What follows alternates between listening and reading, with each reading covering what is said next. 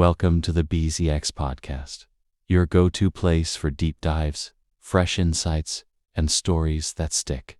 Today, we're unpacking why do we miss what we never truly had. So grab your headphones, settle in, and let's get started. We grieve ghosts more than graves. Have you noticed that? That strange ache in your chest knot, for a love that was lived, but for one that was imagined, for someone who stayed, but someone who could have stayed. Why does a fleeting connection hurt more than a decade-long relationship that simply ran its course? Why do we miss what we never truly had? There's a reason, and it's more brutal than most people are willing to admit. You're not just mourning a person, you're mourning a fantasy, a future that never arrived, a version of yourself that never got to exist. That kind of grief. It doesn't come with closure, because how do you bury something that was never born? This pain has a name: unrealized attachment. It's what happens when we form emotional ties, not with the reality of a person, but with their potential. We become addicted to possibility, enchanted by what could have been. And when it vanishes, the loss feels bottomless, because it isn't just about losing someone.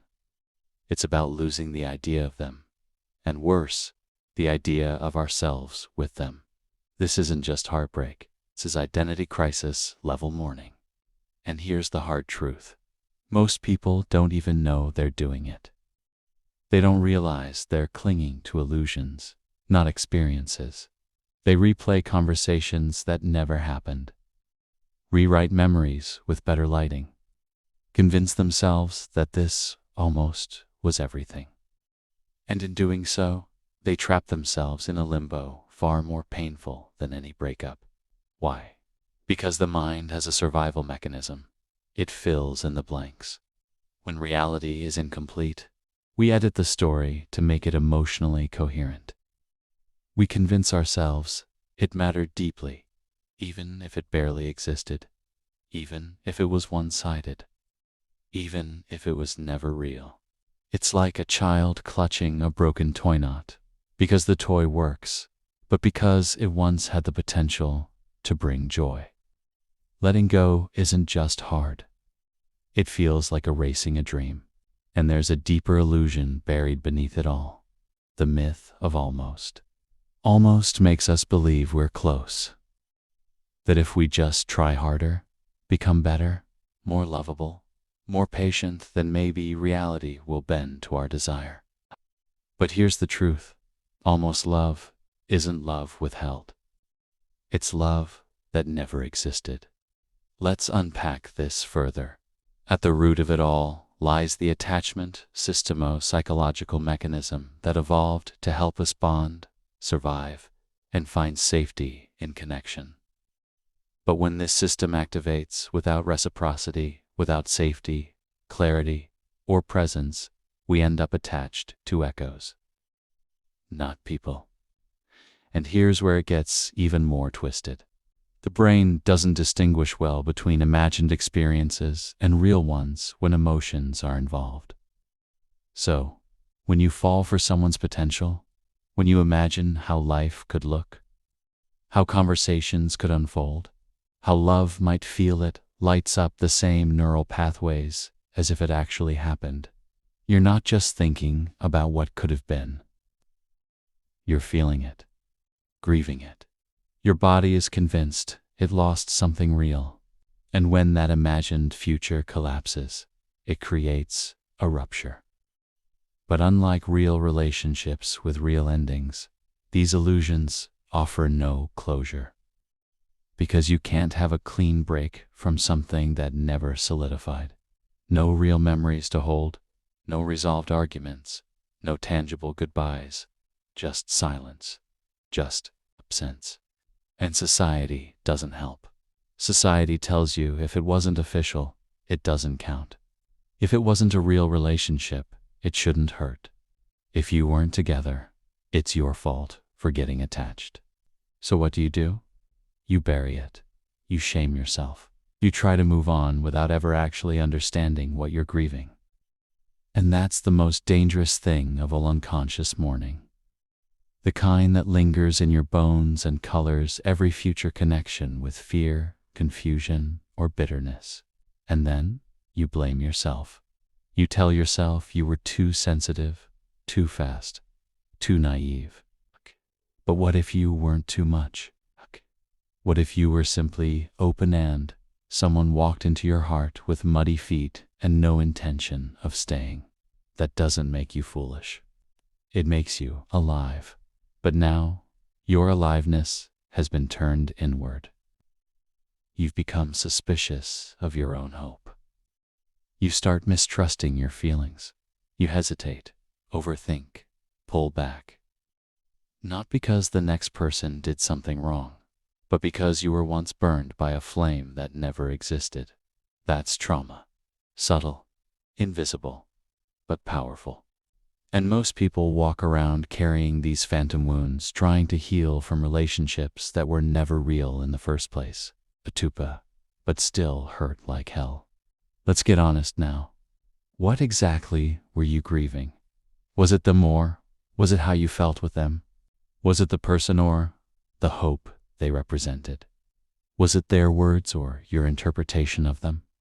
And more importantly, what version of yourself did you lose when they left? That's the one we rarely talk about. Because maybe you finally felt seen. Maybe you finally believed love was possible.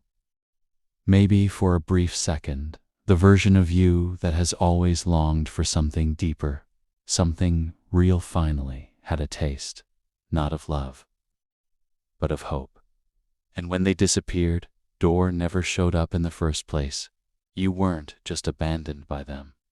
You were abandoned by that part of you that was brave enough to believe again. You stopped trusting that tenderness could be safe. You stopped believing that opening your heart wouldn't cost you your sanity. You stopped letting yourself want. That is the quietest form of death, when desire dies before it has a chance to live. So let me ask you this. Who are you when no one is there to mirror you? Who are you when no one is validating your worth? Who are you without the possibility of someone else making you whole? Because if the answer is, I don't know, then maybe that's where the healing needs to begin. You see, missing what you never had often means you've outsourced your worth to an imaginary scenario. You've projected your capacity to feel alive, to be seen, to be loved onto a person who never proved they could hold it. And now, you're left with the echo of yourself. But echoes fade. They always do. The real question is, will you return before it does? So what now? You can't undo the attachment. You can't rewrite the story. You can't force someone to show up for a fantasy they never signed up for. But here's the truth. You need to hear, no matter how much it stings. You weren't in love with them. You were in love with the version of life you thought they unlocked. You were in love with who you could have been. You were in love with the feeling of finally being wanted. You were in love with the idea that maybe, just maybe, you were enough. And that's not weakness. That's humanity. But it is your responsibility to stop chasing ghosts. You have to name what you're grieving. You have to admit, I miss what never was. Not to shame yourself, but to set yourself free. 'Cause until you do that, you'll keep looking for closure in places that will never give it to you. Here's the paradox.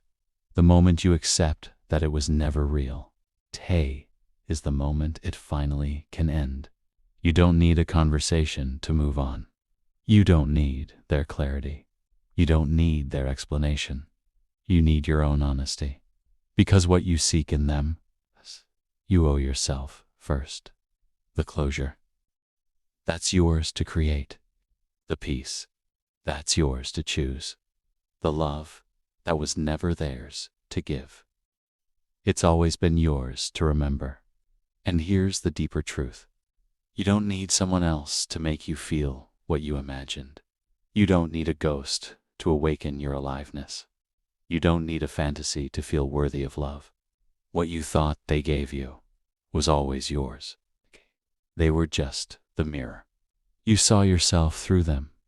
And now your task is terrifyingly simple. See yourself without the mirror, because that's how healing works. Not through forgetting, not through pretending, but through reclaiming. And healing doesn't mean you never think about them again. Hush. It means when you do, it no longer hurts. So I'll leave you with this. You're not broken for grieving what never was. You're not weak for feeling loss where others see nothing. You're not delusional for loving a possibility.